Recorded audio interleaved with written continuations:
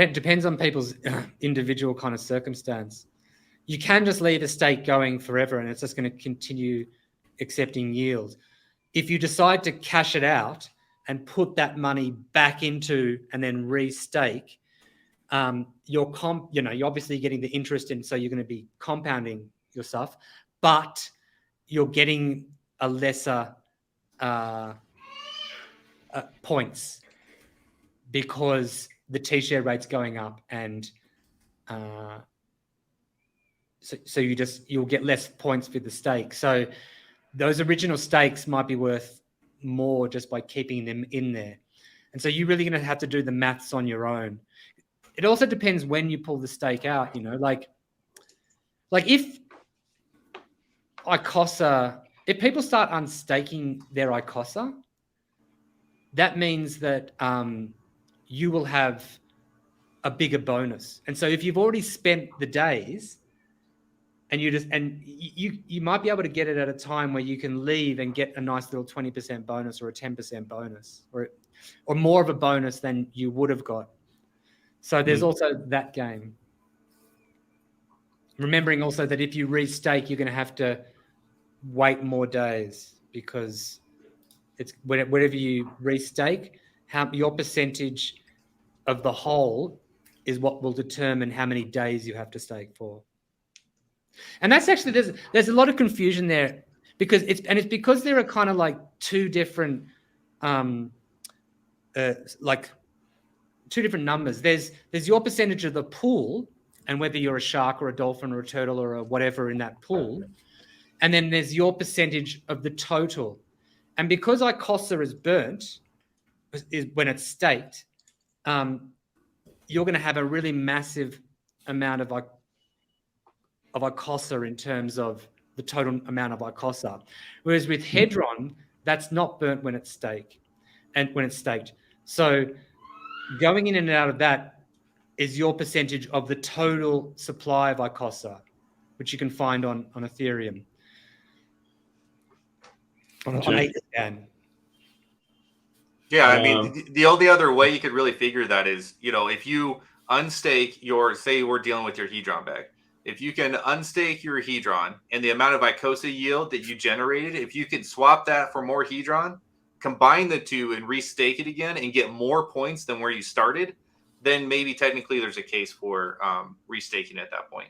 And then the other thing that Blue talked about too, I mean, a cool part about these staking pools is there's no maximum, right? So you can just let it stay in there until maybe one day a lot of the liquid supply is like either burnt or is actually staked, and it makes you go up a class, right? So now instead of the shark, you're the whale now.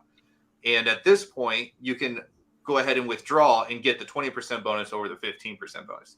And maybe that difference is worth swapping it back into the original asset and restaking again.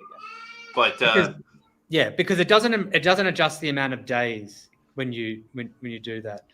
It's only when you put the stake in, that works out how many days it's going to be. So if you put it in when you're not when you're just a little squid or something like that, and you have to wait, is it 90 days for a squid? Yeah. And then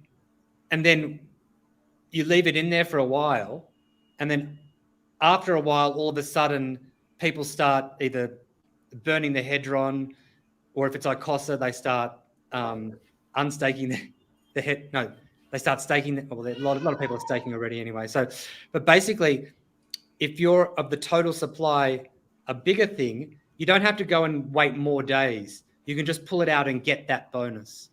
So timing your entry and exit out of those pools is something you want to pay attention to.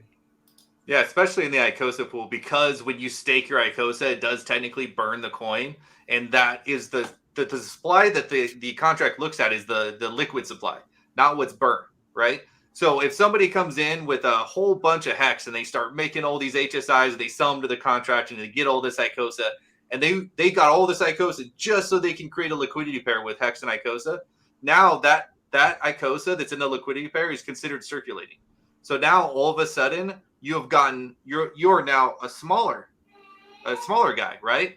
So that allows you to go in, like add a little bit more Icosa and drop your minimum stake link down to, from 270 down to 180 or whatever the case may be. So that one day of resetting the clock will allow you to get a lower time, a lower minimum time that you need to be staked up. And then if things change again for the next 270 days or however long until your minimum's met, to where it goes back up again, now you're able to pull. So yeah, there's going to be these games that you're going to be able to play. And right now it's not super active, but we're just getting into the beginnings of times, right? So as the auctions start tearing off, I think we're going to see a lot more activity, especially of the amount of Icosa in existence that is not being staked, right? That is dictating your size, your staker class. So it's gonna be cool to watch.